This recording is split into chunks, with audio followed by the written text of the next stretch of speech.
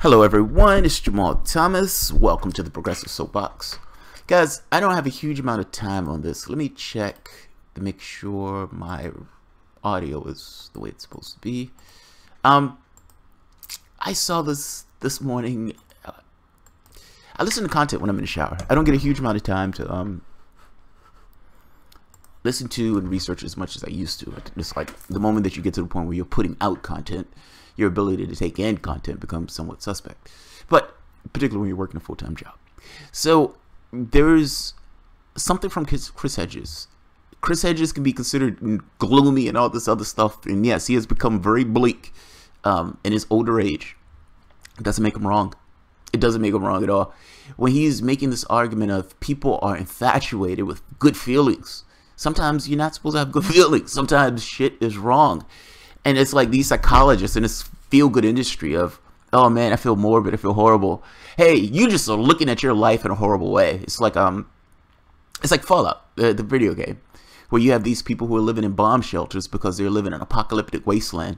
But the manufacturing of consent, as Neil Chomsky would put it, this idea of, look, you're not living in an apocalyptic wasteland. This is an adventure. It's an adventure. You have zombies. You have all these creatures that are coming to eat you. But you're safe and secure in your bomb shelter. Thank God for the goodness of your life. Maybe you're not supposed to feel good in that situation. Like maybe you aren't supposed to have this happy guy swimming in a bomb shelter when the rest of the world has been destroyed. Manufacturing consent. How bad things are. And maybe when you feel bad, maybe you're supposed to feel bad because shit is going awry. None of the stuff where they're trying to program things into you saying you're supposed to have good feelings in shitty situations. One movie after the next. These dystopian futures. Why do you think they're coming out with movies of dystopian futures? Why do you think that? Do you believe that they had all these movies of dystopian futures in the 50s, 40s, 30s?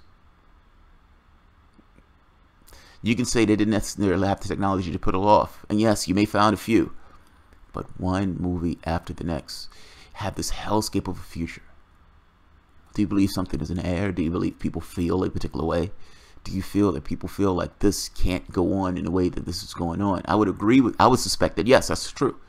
People feel like this can't go on the way it's going on, whether it's going to be economic, whether it's going to be some kind of military thing, whether it's going to be some kind of cataclysm that comes outside our shores, meaning off the planet. This isn't right. How we're living is off. And I don't make the sense of off from a religious standpoint. I say off from the standpoint of existence in and of itself is the justification of existence. There's no God to give something existence. Whether you persist or not is on you. That persistence in and of itself is a justification of your existence, at least from the standpoint of humanity. If we're doing something that's adversely affecting real things, if life on this planet, then yeah, I would argue that what you're doing is wrong. And I'm saying this from a societal standpoint, from a global societal standpoint, in the way that we live our life, this predatory capitalistic system that affects each and all of us and things that we do. Chris Hedges, yes, he can be gloomy. Yes, he can be a downer. But everything is not meant to necessarily feel upbeat. It's like, yes, we're killing ourselves. We're killing ourselves. The polar ice caps are melting. Yes, like polar bears are drowning. I'm happy. I'm so happy. I'm so happy. No, you're not always supposed to be happy with bad shit that goes on. Let's take a look at Chris Hedges. Like I said, this is going to be blistering quick. And I'm probably not filling out my ideas in the way I want to fill out my ideas. But I have to go. So here is the indomitable, the fucking awesome, and yes, in this moment, the immensely gloomy Chris Hedges. You know what we've seen in the last couple of weeks, maybe months. Wait. Audio. I guess audio would be nice for this. Alright, let's do this. And yes, that should work now. Let's try it again. About, women speaking out, calling about sexual harassment, and this sort of amazing thing that powerful men's careers are crumbling as a result of it. And related to that quote, if one woman spoke the truth of her life, the world would split open. Can you speak to that, please? Yeah, of course, this is endemic throughout the culture. I taught last spring in heard you talk about, people that are part of the resistance. You know, we are human too at the end of the day, and we need, you know, people like you to be like, you know, keep doing what you're doing. We appreciate what you're doing. That's great. So I sued the Democratic National Committee a couple summers ago about this superdelegate issue.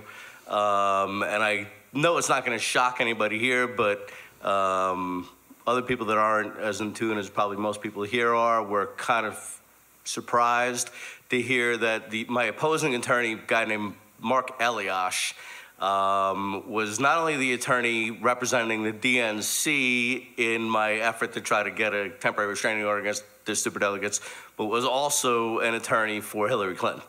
Not too surprising, but you know, should be surprising. It's just the world that we live in, where stuff like that is completely unethical and wrong doesn't completely shock us, because there's so many other shocking things going on, and I think we're almost like, you know, numb to things that might otherwise shock us. But my question is, you know, there's organizations like Indivisible out there doing their thing, and, you know, obviously there's a real great awakening, I think, we're going on. I mean, more people that are going out and doing the activist and, you know, thing. But I kind of feel like, you know, we should have like another Occupy right now, or something to that effect. And, you know, I'm just wondering how you feel about that, and if you have any, you know, pointers or tips or any advice. There are two tracks of opposition. One backed and funded, Indivisible being one, by the Democratic Party, which focuses exclusively on the personality of Trump. Trump is the symptom. He's not the disease. There's the other track of resistance, which you saw with Standing Rock.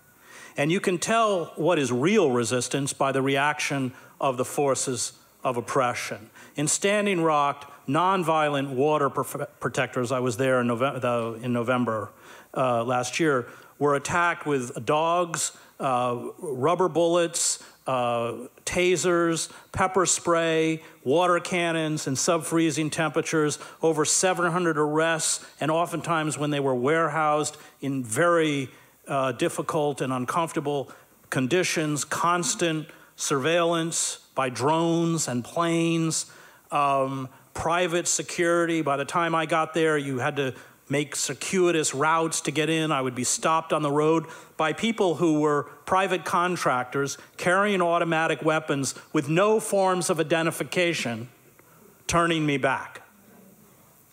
And that's the resistance we need. Trump is not ultimately the problem. He's dangerous. I don't in any way, you know, totally dangerous and frightening. But we have to grapple with those corporate forces, which are now on a rampage, you know, with the rewriting of the tax code, with the destruction of the EPA, with, you know, the gift to the U.S. military of a 10% budget increase they didn't even ask for. I mean, these forces are now totally out of control. And so, yes, resistance.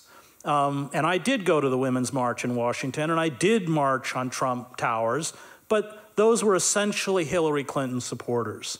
And the Democratic Party has a very narrow aim, and that is to keep Goldman Sachs, and it is, by the way, utterly impossible to vote in this system against the interests of Goldman Sachs, to keep Goldman Sachs in power and replace Trump.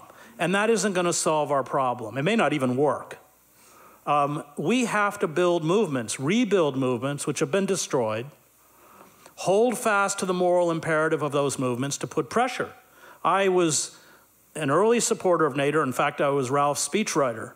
And Ralph, I think, correctly understood that, and nobody understands corporate power in this country better than Ralph Nader, and nobody has fought it longer and with more integrity.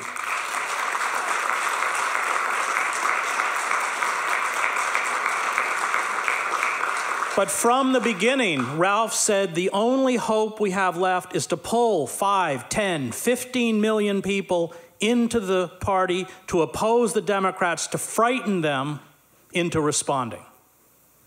And Ralph, who has an acute... By the way, I think he said that backwards. I think what Ralph Nader said was pull people out of the party. like pull 15 million people out of the political process. We have, at this point, you have 15 million people that's been pulled out of the political process. You have scared the shit out of the party. The party has responded. Dim exit. This is again my argument for dim exit. It scares the shit out of them. I don't believe this Nomika Khan's and some of these other people's dim into argument of, you know, if we just get in the party and change it. The very fact that dim exit exists in the first place gives you more clout in regards to the things that you're trying to do. I think he's trying to say pull out, but I could be wrong. Let's keep going. He's almost done. Political sense, probably better than almost anyone I've ever met. The day Trump announced his campaign for presidency, Ralph called me up and said, now I don't want you to make the mistake everyone else is making. This guy is dangerous. Don't write him off as a joke. And the day after Trump's election, he said everything we tried to stop has now come to pass. We have to rebuild those movements. That's our only hope. And we have very little time, given the ecocide that is. Look, once the polar ice caps are gone, it will take thousands of years to bring them back, if they come back. This is an emergency. We have no time left. No time to fool around, no time to be ignorant about the structures of power, and no time to be squeamish about standing up to what I would not only call this corporate system of radical evil, but in theological terms, a system of death. That's epic on so many scales. He says everything. That's epic, man. You're getting a phone call from somebody who was a mover and shaker in politics. Look up Ralph Nader if you don't know who Ralph Nader is. All the things, your seatbelts, our response to what took place with Ralph Nader. If I'm not mistaken, even the EPA. Yeah, I could be wrong with the EPA. But Ralph Nader was amazing.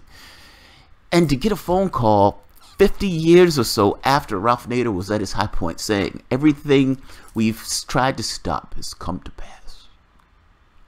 There's an epicness in the failure of it all. When they're trying to resist this what he considers this kind of amorphous force that he's going against. It's fucking amazing. So I'm going to leave it at that. There's more that I want to say, but I don't necessarily have time to say it. So you guys have a good evening. Oh, by the way, the H.A. Goodman thing is going to be at 8 p.m. and the other videos at 6. Originally it was 6. He had to change it to 8. So I'm going to end it at this. You guys have an awesome fucking day, and I will talk to you this evening. Thanks, guys.